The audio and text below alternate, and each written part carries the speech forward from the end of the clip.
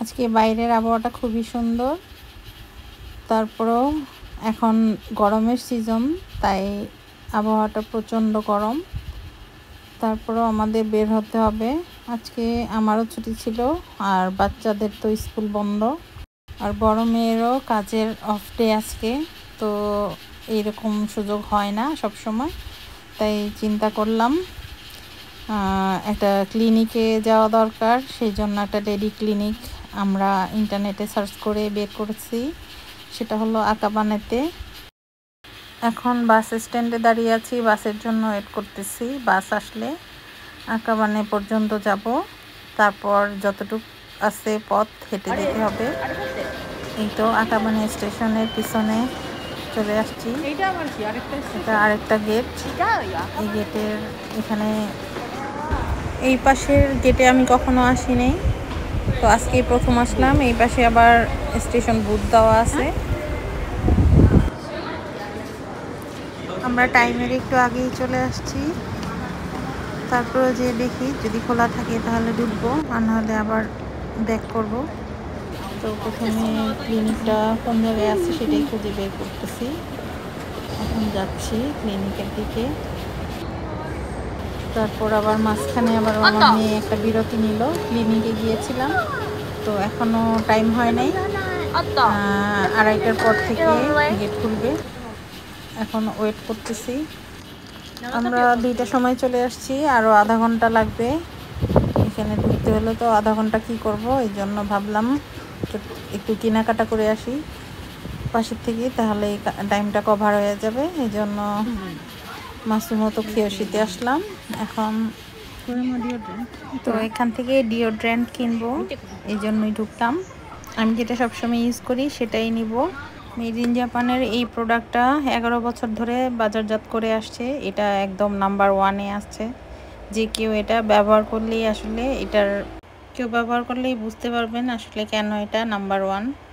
কাটা শেষ করে এখন আবার পৌঁছে গেলাম ক্লিনিকে। তো এই লেডি ক্লিনিকটা অনেক ভালোই লেগেছে।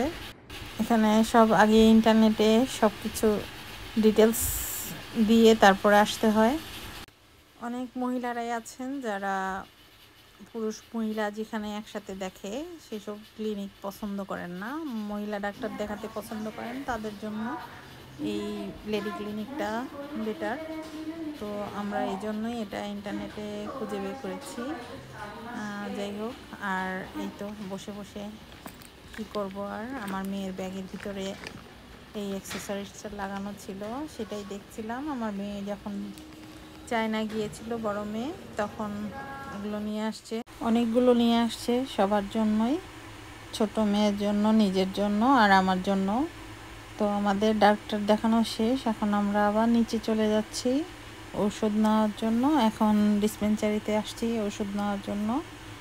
তো এই ডিসপেন্সারিটা বেশ বড় ছিল, আর ভিতরে খুব সুন্দর একটা গাছ লাগানো ছিল, একদম সত্যিকারের গাছ। তো এখানে কিছুক্ষণ বসার পর ওরা বলল যে ওদের যেই ওষুধটা, এই ওষুধটা এখানে নাই, অপোজিট পাশে যেই ডিসপেন্সারিটা আছে এটাতে আসতে বললো। তো এখানে এসে তারপর ওষুধটা কালেক্ট করলাম।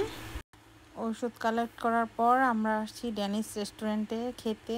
এখন ড্যানিশে অনেক ভিড় ছিল, তাই একটু অপেক্ষা করতেছি। তো ওয়েটিং শেষে আমাদের সিট পেয়ে গেলাম। এই তো চলে আসলাম খাবার খাওয়ার জন্য। আজকাল যেহেতু প্যাডের মাধ্যমেই অর্ডার প্লেস করা হয়, তাই আমরাও প্যাডের মধ্যে অর্ডার প্লেস করে দিয়েছি। আর ওরা ড্রিঙ্কস বারে ঢুকেছিল, এজন্য ওরা ড্রিঙ্কস নিয়ে আসছে। আমি শুধু পানি খাবো, এর জন্য শুধু আমার জন্য পানি। আর আমারটা ছিল চিকেন ফ্রাই আর সালাদ, সাথে ছিল মায়োনেজ, থারু থারু সস আর কি, মায়োনেজ। আর মেয়েদের খাবারটা ছিল ওমরাইসের সাথে এবি ফ্রাই আর ডেমিগ্রাস সস, এটা ছিল ওদের খাবার।